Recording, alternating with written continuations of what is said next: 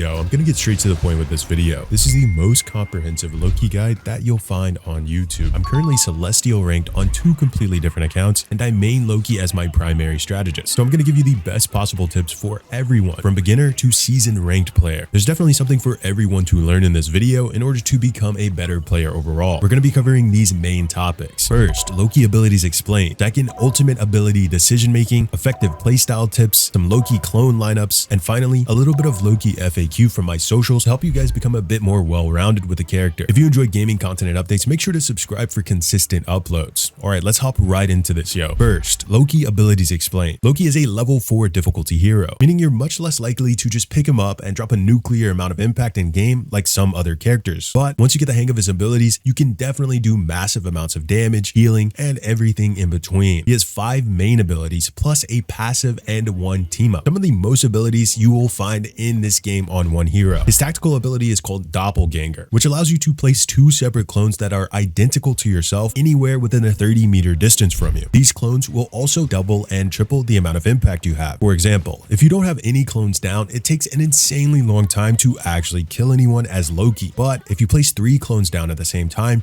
you can pretty much wipe someone off the map in like 3 or 4 hits, besides tanks, of course. Next is his regeneration domain. This ability places lamps at the feet of Loki plus any clones that he has up, and it can negate almost any form of incoming damage to teammates standing within its area of effect. It will heal your teammates back to max health and give them a few seconds of being virtually immortal. Lamps are essentially like a mini Luna Snow ult. They are incredibly clutch. Loki has yet another tactical ability as well, called Deception. This allows you to place a usable clone at your feet when activated and will make you completely invisible as long as you don't shoot or use any abilities. And it also heals you at the same time. Your footsteps are still audible to enemies though, so if you feel like people can see you, it's because they can hear you. This ability is incredibly clutch for buying yourself some time to get reset, reposition, or line up a God of Mischief steal without being targeted. Within these abilities, he has another ability called Devious Exchange that only works when you have clones up. Devious Exchange gives you the power to teleport to any clone of your choice within a short distance of you, leaving your old clone behind as a decoy. This ability is incredibly clutch for securing high ground positions that you otherwise shouldn't be able to reach, teleporting in or out of fights, or just general quick repositioning. And finally, we have Loki's ultimate ability, God of Mischief. This ability is probably the most unique in the entire game. God of Mischief allows you to actually become any other player on the battlefield and grants you their ultimate ability at the same time for about 15 seconds. God of Mischief is crazy impactful in game if utilized properly, and definitely a hot commodity within Loki's entire ability kit. Now that you understand what Loki's abilities are and how they work, let me explain to you how to effectively use them to make insane plays, have crazy impact, and even just have fun in game. Here are effective Loki playstyle tips explained. One of the most important tips I can give you in regards to effective playstyle for Loki mains is always prioritize saving 1 clone in your back pocket, and for multiple reasons. Obviously, you always want to have both clones up and in line of sight to help you and your team, but you also want to have a clone in your pocket for lamping your team ahead of you, or just using the pocket clone to disappear to or teleport to. Loki lamps are easily some of the best utility in the entire game. You can ask any top player and for the most part they'll agree. So understand how important this specific ability is. Loki Lamp counters the most enemy ultimate abilities and utility in the entire game. It's essentially like having a 2-second Luna ult on the ground. It's incredibly strong. And the reason I say that you should be saving one of your clones is because you always want to have a Loki clone in your pocket so you can lamp your team ahead of you. Having a Loki Lamp to counter abilities completely changes the pace of games. So save that clone to place ahead of yourself to help your team when they are in terrible situations. Like if the enemy team is ulting, or when your teammates are running around with insanely low health. Definitely one of the best things you can do as a Loki player is lamp your team when they think they're losing a fight. The next situation that you need to save a clone for isn't as dire, but it's also incredibly important. Saving a clone to potentially teleport away to will double your survival rate and cut your deaths essentially in half if you haven't been prioritizing this before. Having a clone to teleport to could potentially turn the tide for your team if you can survive perilous situations or make strategic plays like repositioning to an uncontested high ground area to help your team secure points or whatever objective you're fighting. Now, after over 600 longer matches, the most effective method that I've learned in order to maintain 2 Loki clones on the battlefield and also save a clone for utility is by burning my invisibility clone more often than other abilities. Even if I have 2 clones available in my utility, I'll opt to use 1 placement clone, then burn my invisibility in order to be able to place another clone right next to me. This has been most effective for any Loki player because 1, if you're invisible as Loki, it means you don't have much impact in the match at that moment because you can't even shoot or use any abilities while you're invisible. And 2, placing a clone directly on top of you actually guarantees that this clone specifically will have line of sight of the fight for you guys,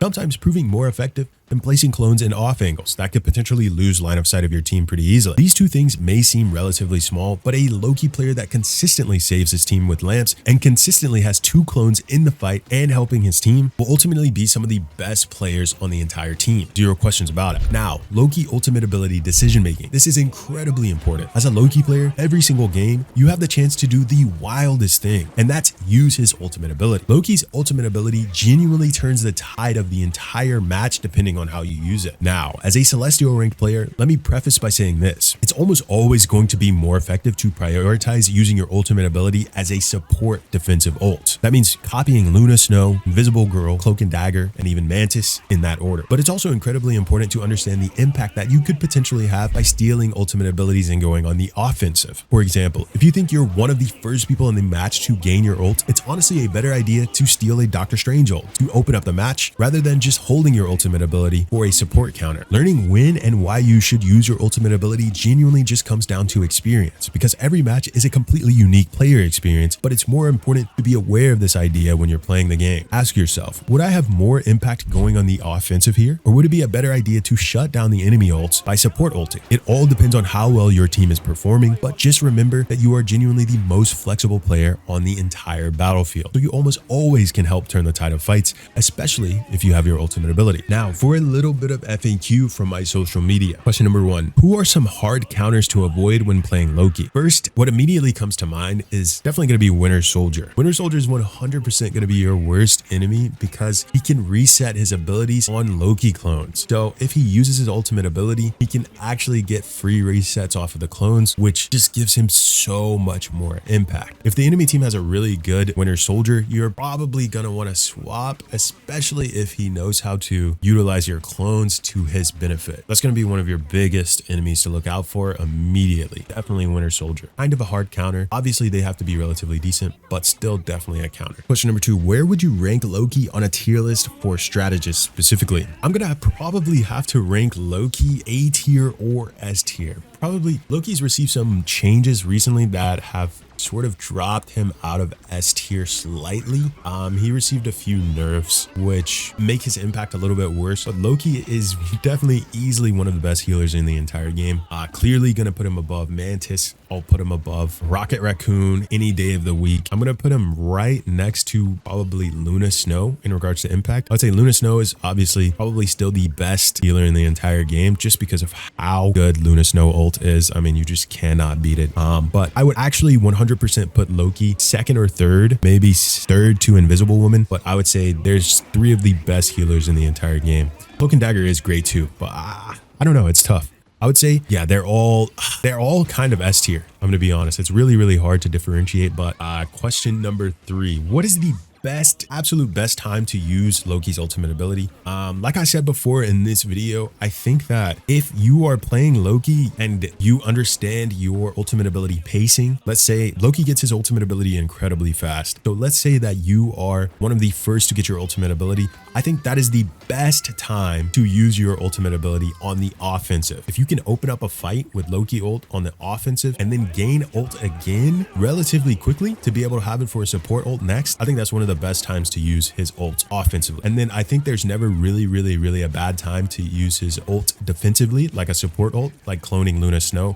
There's never really a bad time. You know, take that and use it to keep your team up if everyone's low, or use it to counter an enemy ultimate ability, especially if it's a high impact enemy ultimate ability. Like let's say that their Winter Soldier is going on a rampage, pop Loki ult, you know, copy Luna Snow, shut down that Winter Soldier who's going on a rampage, who's carrying the entire enemy team. All right, that's pretty much all I have for you guys in this Loki video. I hope I helps you understand the character a bit better. If there are any questions that you guys have, make sure to comment below. And if you enjoy content like this, make sure to subscribe for some regularly scheduled uploads. I appreciate you guys. Much love, goats, and thanks for joining me in the dojo here in Japan.